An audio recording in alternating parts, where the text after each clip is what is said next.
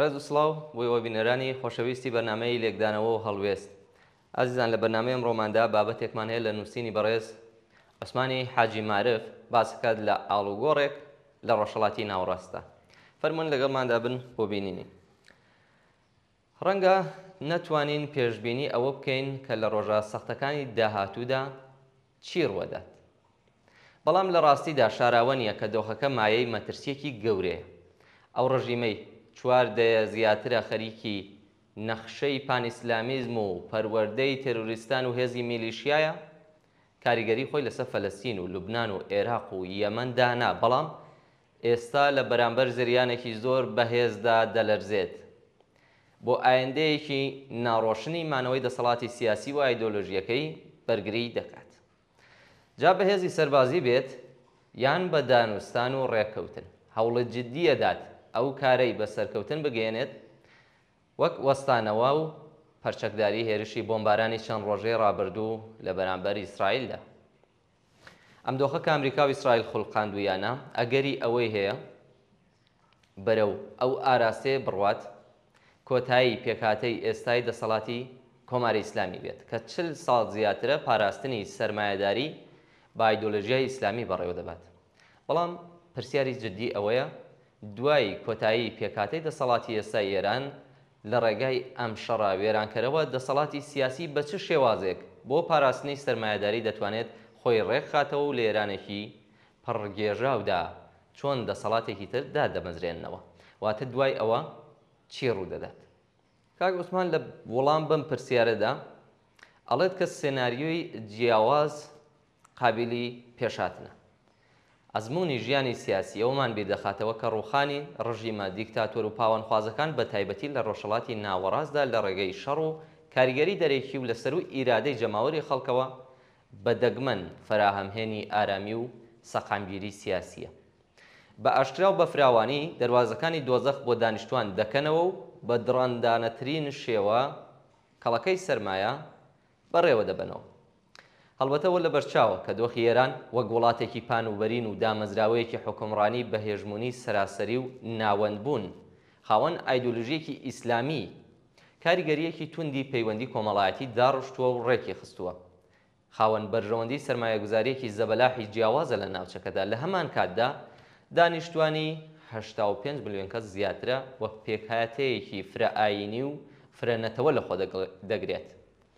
لە حاڵەتی داڕمانی کۆماری ئیسلامی لەم کاتەدا ئەو هێژمونی ناوەندبوونەی تەواو دەشێوێت و لێک دەترازێت و بە زەحمەت بەیەکەوە دەبەسترێتەوە. هەر بۆیە لەگەڵ هەر وەستانەوەیەکی ئەمریکا لە بەرامبەر کۆماری ئیسلامیدا ئەوە ڕادەگەیەنێت کە نایانەوێت حکوومەت بڕوخێنن. ئەوەی شایانی باس ئەوەیەکە ڕژیمی کۆماری ئیسلامی لە ماوەی 2 ساڵی ڕابردوودا گرنگترین دەسەڵاتی ناوچەی خۆی لەدەستاوە. لەلایەک ڕووخانی ڕژیمی بەشار ئەسەد وەک پشتیوانێکی گرنگی ئێران لە ناوچەکەدا، گورزێکی گەورەیدا لە پێگەی ئێران لە ناوچەکەدا، هەروەها پردی وشکانی پچڕاند کە ئێرانی بە لوبنانەوە دەبەستەوە. لەلایەکی ترەوە داڕمانی حەماسیش لە غەزە بووە هۆیەوەی کە ڕژیمی ئێران دواهێزی مانەوەی خۆی لە دژی ئیسرائیل لەدەست بدات. وەگە وایە کە گەڵاکانی پاییزی ئێران یەک بە یەک بکەونە خوارەوە تا دارەکانی لە بەردەم بای توندی گۆڕانکاری وەرزدا ڕوت بمێننەوە. لەگەڵ هەمووانەشدا دیمان کە پەرچەکداری ئێران لە بەرامبەر ئیسرائیلدا سەرسامیەکی نیشاندا کە چاوەڕوان نەکراو بوو، بە جۆرێک هاوسەنگی هێزی پێشەوانە کردەوە، بەڵام ناکرێ و ڕاستیە لە بەرچاو نەگیرێت. پێوەرەکانی ئێستا ئەوە دەردەخەن کە ڕژیمی ئێران قەیرانێکی قوڵی ئابووری یەخەی گرتووە و دانیشتوانەکەی لە ناوەوە دەکوڵێت و نوخبەی دەسەڵاتدار یەکدەست نین و کێشەیان هەیە. ئەم دۆخی شەڕی وێرانکەرەش ئابوووریەکەی زیاتر و زیاتر دادەڕمێنێت. بۆیە بەرگەگرتنی هەموو ئەوانە بۆ کۆماری ئیسلامی ئاسان نییە و ناتوانێت وەک پێکهاتەی ئێستای دەسەڵاتەکەی بپارێزێت. بۆیە یان دەبێت خۆی بگۆڕێت یان دەبێت بڕوخێت. ڕژیمی ئێران بۆ خۆشی باش درکپەوە دەکات.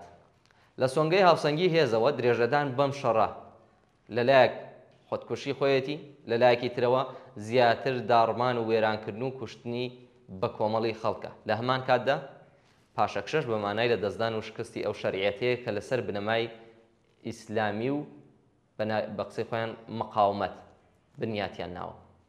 بەڵام لە کۆتاییشدا دیمان ناچار بوو ئاگربەستیش قبول بکات. ناوڕێکی کورد ببینن هەد لێژەیەم بابەتە دەست پێکەینەوە.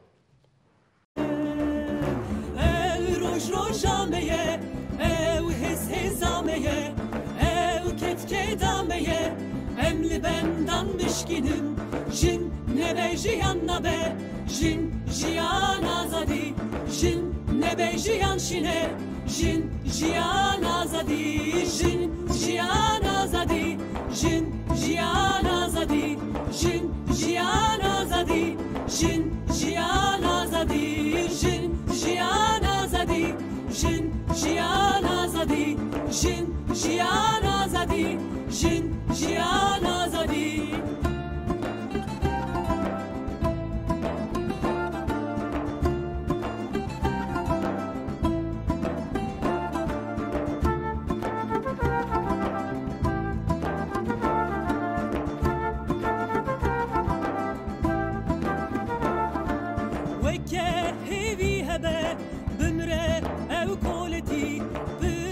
گیری هبه تجارنا به بندستی ام به هوره بجن جن جیان آزادی ام به هوره بقیرن جن جیان آزادی او روجامه او هزامه او کتکدامه ام لبندان بشکنن جن نبه جیان نبه جن جیان آزادی جن نبه جیان شینه ژن ژیان ئازادی ژن ژیان ئازادی ژن ژیان ئازادی ژن ژیان ئازادی ژن ژیان ئازادی ژن ژیان ئازادی ژن ژیان ئازادی ژن ژیان ئازادی ژن ژیان ئازادی ژن ژیان ئازادی ژن ژیان ئازادی ژن ژیان ئازادی ژن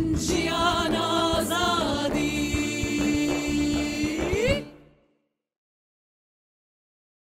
لە ڕاستیدا پێویست نییە ئەو پرسیارە بکەین کە کۆماری ئیسلامی کەی دەڕوخێت، بەڵکو ئەو پرسیارە گرنگە دوای ڕووخان چی ڕوو دەدات، دۆخێران چی بەسەردێت.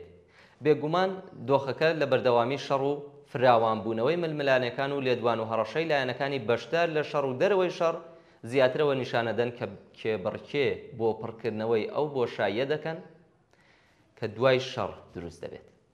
ئەمەش لە پەیوەند بە دۆخی ئێرانی دوای شەڕ هاوسەنگێک لە نێوان لایەن و هێزەکاندا نابیندرێت تا بتوانن حکوومەتێک پێک بهێنن کە ناوەند بوون و ئارامی و یەکگرتووی و سەقامگیری ئێران بپارێزێت. بۆیە ئاژاوە و گێژایەک پێشبینی دەکرێت کە ساغبوونەوەی سەقامگیری دەکەوێتە بەر ئایندێکی زۆر نادیارەوە. ئەمریکا وەک لایەنێکی سەرەکی لە شەڕەکەدا سەرەڕای دوژمنایەتی لەگەڵ کۆماری ئیسلامی و هەوڵدان بۆ دەستەمۆکردنی ئێران لە ڕێگەی هێرشکردنە سەری دەرک بەوە دەکات کە ڕووخانی ئێران وەک دەوڵەتێکی یەکگرتوو لە لەحاز جۆغرافیاوە ئاژاوەی بەربڵاوی ناوخۆیی و ناوچەیی دروست دەکات. ئەمەش دواتر بە قازانجی استراتیژی ئەمریکا نابێت کە باڵادەستی خۆی لە ناوچەکەدا بسەپێنێت. بۆیە تا بۆی بگونجێت ئەمریکا تەنها ئاڵوگۆڕێکی شکلی لە هەمان دەسەڵاتی سیاسی ئێستای کۆماری ئیسلامی دەکات کە ملکەتی خۆی بێت. لەلایەکی تریشەوە ئەوە بەرچاو بگرین ڕووسیا و چین هاوپەیمانی تەقلیدی تاران نایانەوێت دەستوەردانێکی سەربازی ڕاستەوخۆ بکەن بۆ ڕزگارکردنی کۆماری ئیسلامی. بەڵام لە هەمان کاتیشدا ڕێگە بە کۆنتڕۆڵکردنی تەواوەتی ئەمریکا بەسەر وڵاتێکی گەورەی وەک ئێراندا نادەن کە ئێران تایبەتمەندی استراتیژی هەیە لە ڕۆژهەڵاتی ناوەڕاستدا بۆ هەردوو لایەنەکە.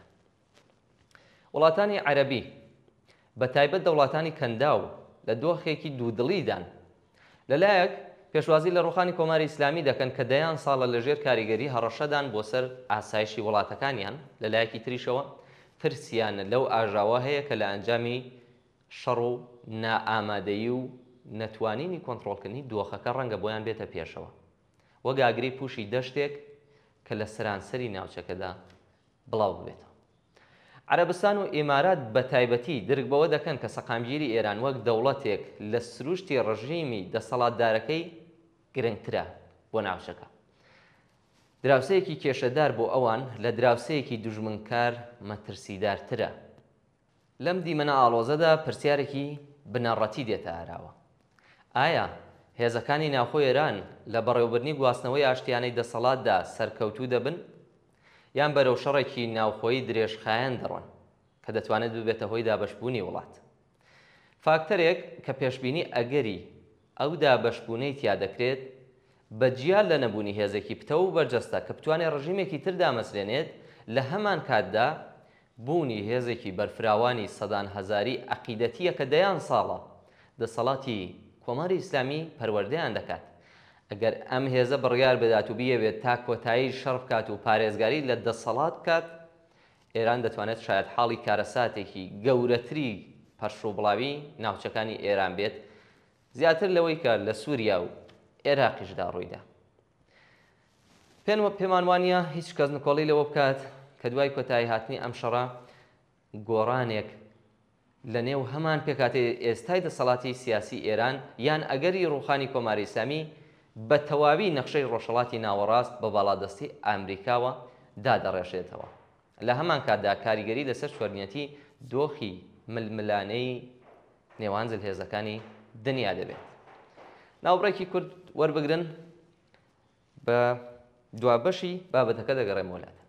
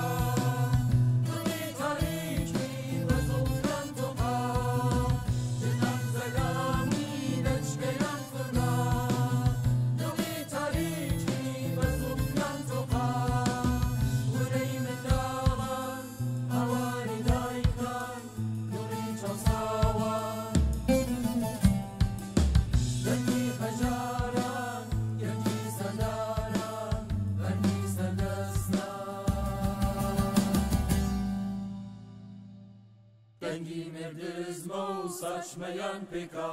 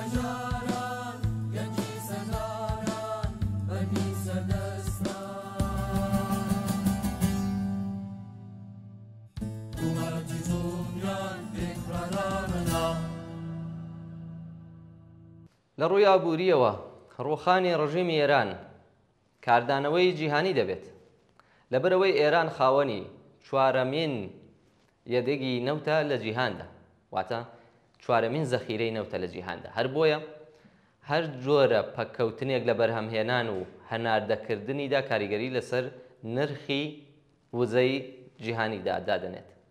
چین کە بڕێکی زۆر لە نەوتی ئێران هاوردە دەکات ناچار دەبێت بە دوای بەدیل لە یەکدا بگەڕێت. ئەمەش ئەگەری گۆڕینی دیمەنی بازرگانی وزەی جیهانی هەیە. لای خۆیەوە ڕووسیا ڕەنگە سوود لە بەرزبوونەوەی نرخی نەوت و گاز وەربگرێت، بەڵام هاوپەیمانیەکی استراتیژی گرنگ لە ڕوبەڕووبوونەوەی لەگەڵ ڕۆژاوادا لەدەست دەدات. هەرچەندە ئەمریکا لە دوای هێرشەکانی بەرەبەیانی ڕۆژی